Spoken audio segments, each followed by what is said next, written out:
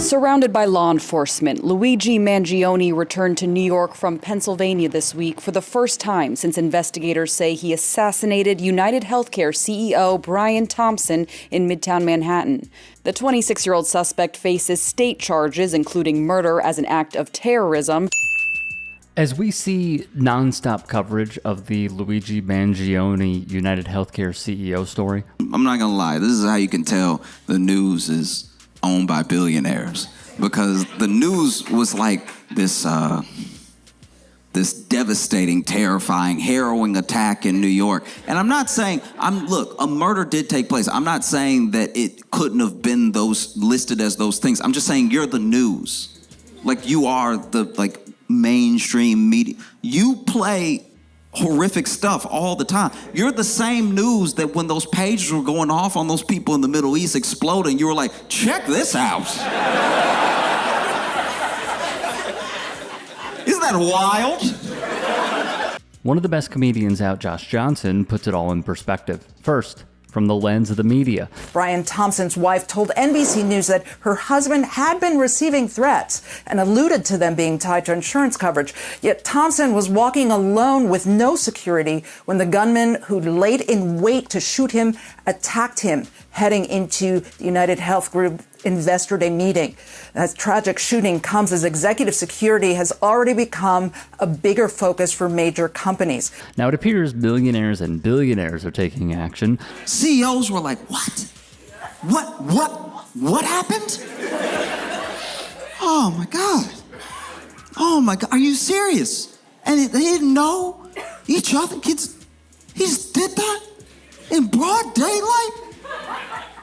To one of us? CEOs started making moves, man. CEOs of all the healthcare companies started taking down all of their profiles. All of their LinkedIns were just back to factory settings. And look, I need to be clear about something. I mean, you're gonna glean this off of me the entire time. I don't want anybody to die, right? I don't celebrate death in any way, right? But I will say, if you feel in the wake of this thing happening, like you have to scrub all mention of you, all knowledge of your existence off of the internet, then maybe, just maybe, take a look at how you do business. Take a look at the person. Do you know what I mean? Because... which Johnson shares his thoughts on. As always, he hits the nail on the head. We have been concerned about the rhetoric on social media for some time. And that's against CEOs, that's against the government, that's against leadership. We've seen narratives of hate. We've seen narratives of anti-government sentiment. We've seen personal grievances, and the language of violence accompanying or being a part of those narratives is something that we're very concerned about. That is a heightened threat environment. I still am alarmed, though, by the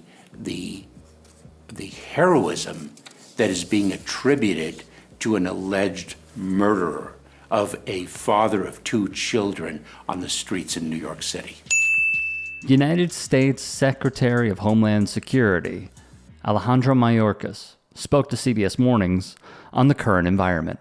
Meanwhile, and the CEOs as well, when you look at this guy, you look at this dude, I don't think anyone was ready. I don't think the news was ready. I don't think the police were ready. I don't think the rich were ready for how, on the shooter's side the public was. And so out of it, you get these CEOs, you get these rich people going on the news and really campaigning, being like, look, the CEO, this man was a father, this man was a husband, this man, and they really appealed to the humanity of this CEO. And there were people who heard that appeal, and they said, yeah, no, I know he was a person, so was my cousin. So was my brother, so was my sister, so was my friend. You know what I mean? This man had children. He leaves children behind. This is a senseless death. It did not have to happen. And it's like, yeah, no, I know about I know about avoidable deaths. You know, I'm a customer. Bingo. Johnson puts it better than most do, and unfortunately, this message has been lost on cable news. Luigi Mangione faces 2 murder cases, state and federal, in connection with one killing of the UnitedHealthcare CEO, Brian Thompson. What many will not say about Brian Thompson, the comedian Josh Johnson, does. And it's important to understand why. We know that murder is wrong. We know that death is a tragedy, right? Because to me, personally, when I look at any death, when I look at any killing in that way, I personally look at it as a loss and a tragedy, because as long as someone is alive, there's potential. There's potential to turn things around. There's potential to change. And then if you lose that potential, then your story gets cut short, and maybe things would have turned around. I'm not saying that they would have, but the thing that we're all wrestling with is that a murder did happen. Someone killed someone in cold blood. They just didn't kill an innocent man. Do you know what I mean? That's also what feels so conflicting about it. Like, a killer killed a killer. This dude was the CEO. A lot of people died under his watch, through his policy, through what United Health does.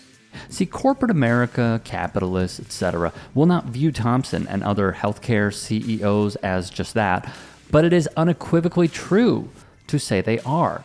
These are people controlling our lives by sucking the dollars out of our accounts so we have a chance of just living. Our mission and values are focused on helping people live healthier lives and making the health system work better for everyone. Johnson also touches on Thompson as in the actual person and how his own company seemed to care less. But this dude, make no mistake, he was a killer. He was such a good killer that the company was like, damn, Brian. Damn, you cold-blooded. We need to make you CEO. Wow, you don't care. You don't care at all. Women, kids, you get them all. Wow, Brian. He got promoted the way a gang member becomes a leader, you know? Brian was just a representative, by the way. That dude just is one of the dudes. Nothing changed. He's one of the dudes. And he can be one of the dudes because the system's already there. A system, by the way, who didn't care about Brian either. That man was headed to a meeting when he was murdered. And investors still had the meeting. That's how it works. They were getting notifications on their phone that Brian was outside, and they were like, ugh, so the minutes. And they did start on time. It was a wild revelation to learn that shows how they devalue even their own co-workers' health. All of this is deeply troubling for corporations worried about the security of their top executives. Right, Wolf, and the security posture for top corporations has changed dramatically since the shooting. And that's happening at the same time that support for the suspect has grown so much that it's translated into marketing opportunities. Johnson unpacks this sentiment as well, and it's vital to understand the why here again. When you put like that much profit over the person, you are also lost in that thing, right? And I think that's a harrowing thing. I think for CEOs that was like a terrifying moment, because it was the first time that they saw that we see them the way they see us. Do you know what I mean? That's gotta be scary. Because for them, make no mistake, for them, we're not clients, we're not consumers, we're not customers, we're not even users. None of the names that they put in their reports, none of the things that they say to their shareholders, we're numbers, we're an account number, we're this thing. Which is why when we go away, when we disappear, when we die, it doesn't really mean anything to them, because they never really saw us. It's because we all have a story. It is quite literally uniting in a time of great political division. Our shared grief in losing loved ones in a for-profit system that is dependent on gouging us to damn near homelessness, if not death, is relatable. Josh Johnson is a fantastic comedian, by the way, that deserves your support. Please check out his YouTube channel, his Instagram for more clips and posts, TikTok where he has over 1 million followers, congrats to him, and his website, joshjohnsoncomedy.com for tour updates. Hey, I appreciate you watching. Now, if you can, please do become a channel member by going to youtube.com/tytsports and clicking the join button. If that's too much for you, you can just go to tyt.com/join to become a member. It helps all of us out here at the Young Turks and keeps our network afloat. In addition, you could follow me on my socials on Twitter, Instagram, and TikTok. Appreciate the love. Have a great day.